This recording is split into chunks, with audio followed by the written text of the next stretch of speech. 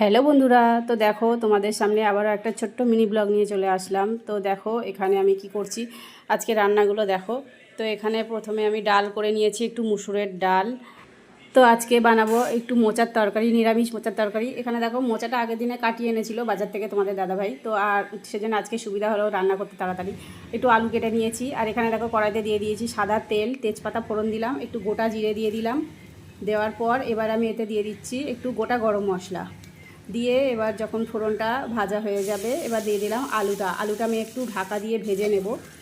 আর এখানে দেখো বন্ধুরা একটা মশলা করে নিচ্ছি, এখানে হলুদ গুঁড়ো, লঙ্কার গুঁড়ো আর ধনে জিরে গুঁড়ো নিয়েছি, নিয়ে এবার আমি একটু গুলে নিলাম একটু জল দিয়ে। নেওয়ার পর এবার এর মধ্যে আমি একটু আদা বাটা দিয়ে দেবো। আর বন্ধুরা আমার কাছে ছোলা সিদ্ধটা ছিল না, থাকলে এটা ছোলা দিলে আরও ভালো লাগতো, ছিল না বলে আমি মোচার তরকারিটা দিতে পারলাম না।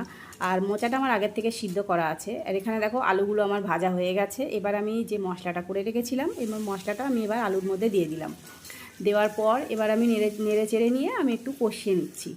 তো এখানে দেখো এবার পরিমাণ মতো আমি নুনটা দিয়ে দিলাম। দেওয়ার পর এবার আমি একটু চিনি দিয়ে দিলাম, যেহেতু নিরামিষ তরকারি একটু চিনিটা দিলে ভালো লাগে খেতে। তো তোমরা যদি চিনি না খাও ওটাকে স্কিপ করে দিতে পারো। তো এখানে দেখো একটু ময়দা গুলে দিয়ে দিলাম। দেওয়ার পর এবার আমি মশলাটাকে ভালো করে একটু কষিয়ে নিচ্ছি। তো এখানে আমার মশলাটা কিছুক্ষণ কষিয়ে নেওয়ার পর দেখো এখানে আমার তেলটা ছেড়ে গেছে। এবার আমি সিদ্ধ করে রাখা মোচাটা আমি এবার আলুর মধ্যে দিয়ে দিলাম। তো দেখো এখানে সিদ্ধ করার মোচাটা দিয়ে দিলাম, দিয়ে এবার আমি নেড়ে চেড়ে বেশ কিছুক্ষণ একটু কষিয়ে নেব। আর বন্ধুরা এই মোচার তরকারিটা তোমরা কম বেশি সবাই জানি, কিন্তু আমি যেভাবে বানাই তো সেইভাবেই তোমাদের সঙ্গে একটু শেয়ার করলাম। তো এখানে দেখো আমার কষানো হয়ে গেছে। এবার আমি একটু জল দিয়ে দিলাম অল্প করে বাটিটা ধুয়ে। দেওয়ার পর এবার আমি এটাকে একটু রান্না করে নেব বেশ কিছুক্ষণ ঢাকা দিয়ে।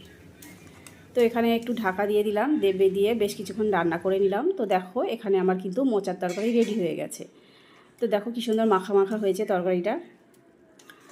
তো এখানে আমার রেডি হয়ে গেছে। এবার আমি নামানোর আগে একটু গুঁড়ো গরম মশলা ছড়িয়ে দিলাম। ছড়িয়ে দিয়ে এবার আমি মোচাটাকে নামিয়ে দিচ্ছি। তো দেখো এখানে আমার মোচার তরকারি রেডি। এবার আমি একটু ঘি ছড়িয়ে দিলাম এর মধ্যে। আর এখানে দেখো এবার আমি করব একটু ডিমের তরকারি, ডিম আলুর তরকারি করব, আর এখানে কাঁকরোল ভাজা করব। তো এখানে দেখো ডিমের তরকারি রেডি হয়ে গেছে। আর তারপরে এখানে তো মোচার তরকারি আর ডাল করেছি।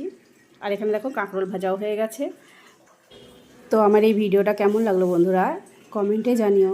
তো টাটা, আবার পরে দেখা হবে নেক্সট ভিডিওতে। সবাই ভালো থেকো।